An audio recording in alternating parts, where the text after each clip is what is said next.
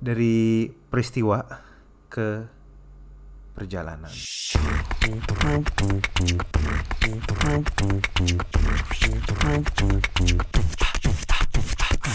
Ya, oke. Selamat datang dengan gue Raguel Lewi. Dan gue Denny Gamadi. Selamat datang di podcast Let's Talk About Church. Yes, that's right, because church is you.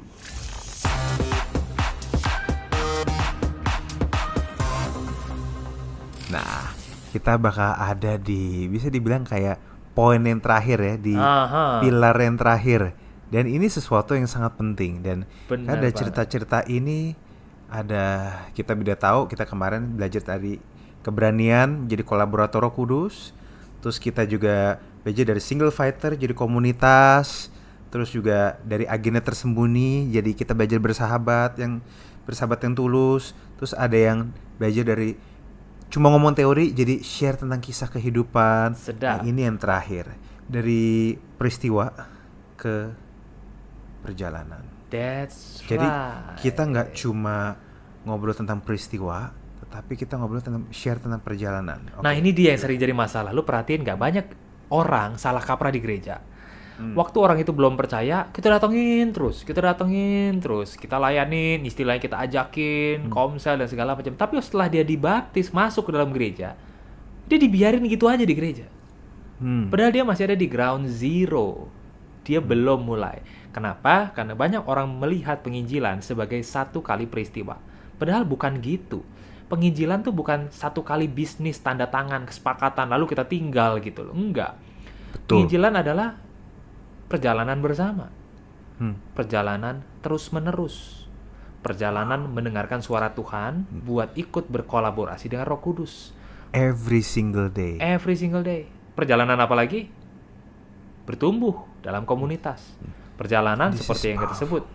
Yes. Perjalanan persahabatan, perjalanan jadi saksi, perjalanan menjadikan kehendak Allah di bumi seperti di surga, perjalanan. This is what Christianity is about. Journey. Yes. Nah, makanya teman-teman, saya mau share ada satu cerita tentang satu perjalanan satu orang, teman-teman. Wow. Dan semakin setiap kali saya dengar cerita orang ini menginspirasi saya. Ini saya sebut aja namanya, saya akan sebut segala backgroundnya. Kenapa? Karena memang orangnya sudah declare. Oke? Karena orang sudah declare, jadi saya nggak bakal malu untuk nyebut ya. Ada seorang keturunan Pakistan yang tinggal di Amerika bernama Nabil. Suami dari neneknya itu dai, misionaris Islam. Orang tua neneknya juga misionaris Islam. Tahun 1970 orang tua Nabil ke Amerika dan di sanalah Nabil itu lahir. Nabil dibesarkan dalam tradisi Islam. Dalam usia 5 tahun ia telah membaca seluruh Al-Quran dalam bahasa Arab. Ketika remaja ia menghafalkan 15 pasal terakhir dari Quran. Jadi jagoan nih orang. Ia bertumbuh dengan cinta agamanya. Semua keluarganya itu agamanya sama. Dia juga diajar untuk merespon kekristenan. Dia diajarin bahwa Alkitab gak bisa dipercaya. Yesus gak pernah klaim dirinya Allah. Kekristenan itu agama gak masuk akal. Ya, nah dia bahkan dikasih tahu trik-triknya. Nah harus ditanyain orang Kristen gini, apakah kamu percaya Allah Tritunggal? Mereka bakal bilang iya. Mereka bakal tanya lagi, apakah penting untuk percaya Allah Tritunggal? Mereka kan iya lagi. Ia akan bertanya lagi, apakah begitu pentingnya Tritunggal sehingga kamu tidak percaya kamu bukan Kristen? Mereka akan jawab iya lagi. Dan ia akan bertanya, apa itu Tritunggal? Maka mereka tidak akan bisa menjawab. Ia akan bilang, ya katanya sangat penting, tapi kamu tidak tahu apa itu. Ya, itu adalah misteri. Ia akan merespon, satu-satunya misteri ialah bagaimana kamu bisa jadi Kristen. Nah, jadi orang ini jelas secara aktif dia menantang orang Kristen. Wow. Dan dia bilang gini, saya tidak pernah menemukan seseorang yang bisa memberikan jawaban yang saya tanyakan. Saya bertanya, mana di Alkitab Yesus mengklaim dirinya sebagai Allah? Ketika masuk universitas saya menantang banyak orang lagi. Saya menantang seorang Kristen seperti yang biasa saya lakukan. Namun saya tidak tahu bahwa orang ini telah mempelajari Alkitab dan apologetika selama 5 tahun. Wih, orang dia tantang nih ya. Jadi orang dia tantang ini udah pelajaran Alkitab dan apologetika 5 tahun. Waduh. Nah, dia nantang dia bilang gini. Si Nabil ini bilang, saya menantang dia. David, apakah kamu tahu bahwa Alkitab yang kamu baca itu tidak dapat dipercaya?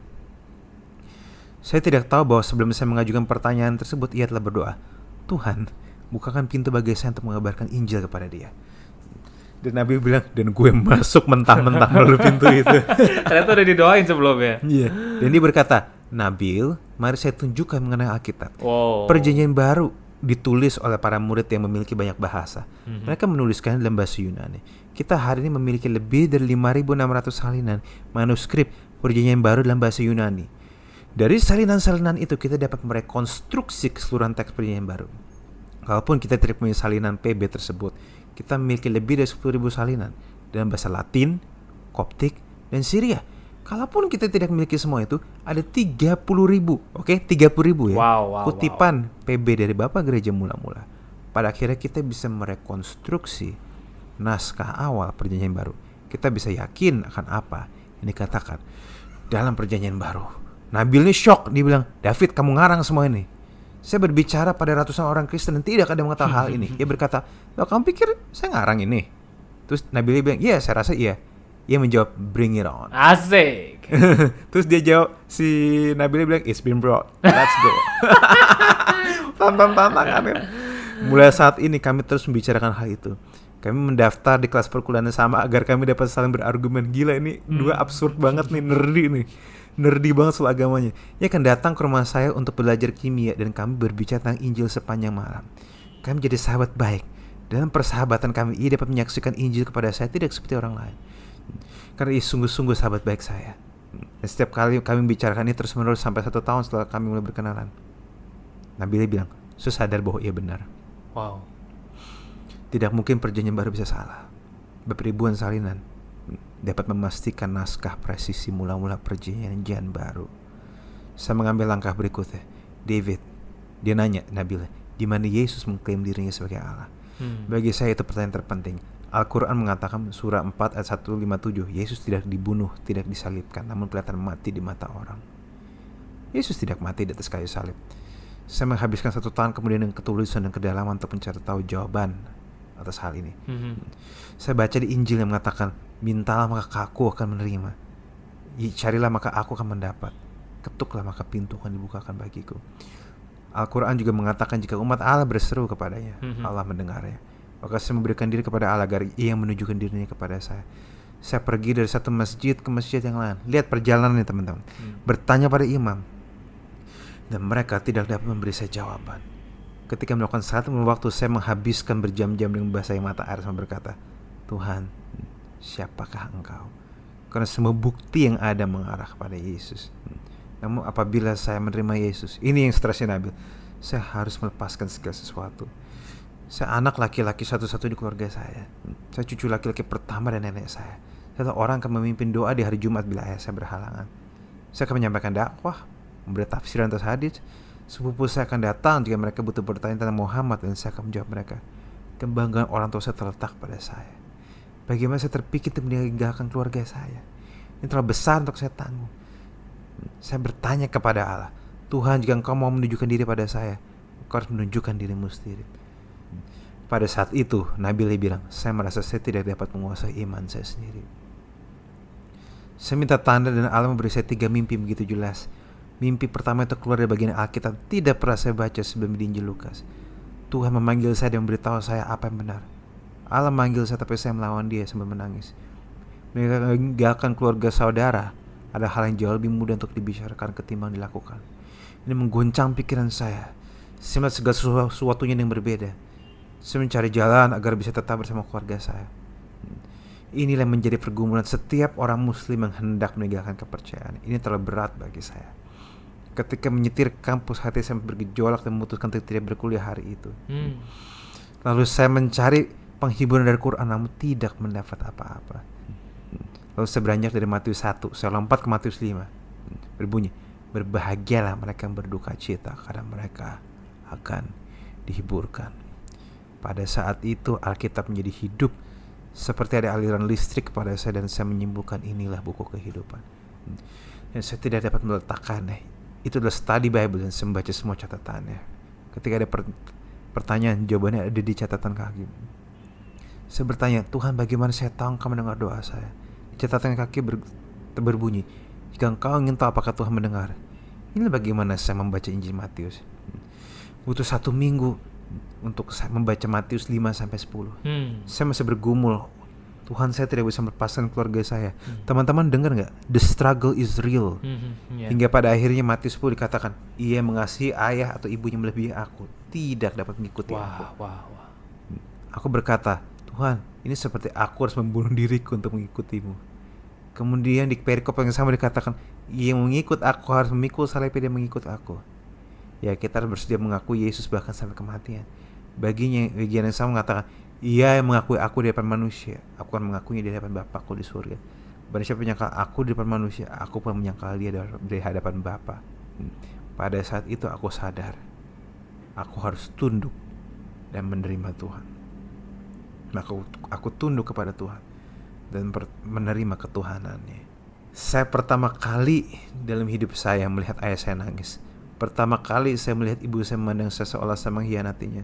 Saya menangis di depan Allah. Saya berkata pada Allah, Tuhan, mengapa Engkau meninggalkan aku di sini? Lebih baik aku mati daripada melakukan pada keluarga saya. Terus saya percaya, mengapa Engkau tidak membunuh aku saja dan bawa aku ke surga? Dan kemudian kamu menyadari jawabannya. Karena ini bukan soal aku, ini adalah tentang dia dan kemuliaannya. Dan tidak ada penderitaan yang saya alami belum Yesus alami. Jika aku merasa dihianati, betapa lebih dalamnya merasa dihianati. Benar. Lihat gak perjalanannya, dari keras banget sampai jadi begini.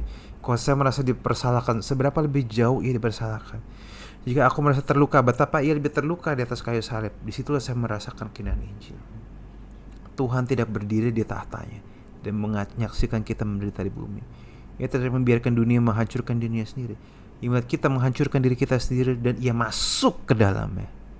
Ia melihat kita menghancurkan diri kita sendiri. Karena kasihnya kepada kita, ia rela mengambil dosa kita ke atas dirinya sendiri. Bersedia melakukan pada kita apa yang kita tidak melakukan pada diri kita. Ia menanggung penderitaan kita di atas kayu salib. Ketika ia bergantung di atas kayu salib dan tubuhnya hancur dan tangan dan kaki yang tertikam, kata-kata yang harus kita ingat adalah kata-kata ini. Seperti aku telah mengasihimu, kasihilah seseorang akan yang lain. This is really powerful. Kenapa? Karena ini gak bicara soal apa-apa. Ini story tentang perjalanan. Bahwa memang kita gak sempurna. Kita memang banyak pergumulan. Tetapi di perjalanan kita, apa yang kita sharing dan apa yang kita alami, kita bisa lihat Tuhan di situ. Tentu perjalanan nggak selalu mulus, tetapi pada waktu kita share perjalanan kita, pada waktu kita share, pada waktu kita mulai merasakan, pada waktu kita membaginya dan bahkan pada waktu kita mengalaminya, kita sedang berpetualang bersama Roh Kudus. That's right. Bagi saya, to the journey. Dari gue, daripada kita fokus sama hal-hal yang apalah itu dan teori dan sebagainya. Tentu teori itu semua penting, tetapi perjalananlah yang membuat teori itu hidup. That's right.